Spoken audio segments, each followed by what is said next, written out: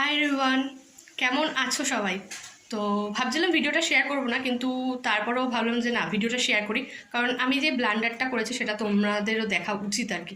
তো ব্যাপারটা হচ্ছে, সকাল থেকেই ভাবছিলাম একটু ঠান্ডা কিছু খাবো, ঠান্ডা কিছু খাবো। তো সকাল পেরিয়ে প্রায় বেলা হয়ে গেছে। তো তারপরেও আমার রাস্তা দিয়ে আছে কোনো ঠান্ডার গাড়িই যায়নি। তো ভাবলাম যে চলো আর বেশি ওয়েট না করে, ঘরের ফ্রিজে টক দই আছে, টক দই দিয়ে লস্যি বানানো যাক। তো আমি গেছিলামও লস্যি বানাতে, মানে আমি লস্যি বানাতে গেছিলাম, কিন্তু লস্যি বানাতে গিয়ে আমি একটা কাণ্ড ঘটিয়ে ফেলেছি। লস্যি আর বানাইনি। তো কী করেছি সেটাই তোমাদের সাথে আজকে শেয়ার করবো। তো চলো। গাইস, বানাতে গেছিলাম লস্যি, বললাম যে যা যা লাগে মোটামুটি সবই নিয়েছিলাম, ঘরে যা ছিল। কিন্তু লস্যিটা না আর হয়নি, হয়ে গেছে এই ঘোল। এই যে, আর কি বলবো। তো গাইস, দেখতে পেলে যে আমি কি ব্লান্ডারটা করেছি। তো এখন লস্যির সাথে আমার ঘোলে মেটাতে হবে।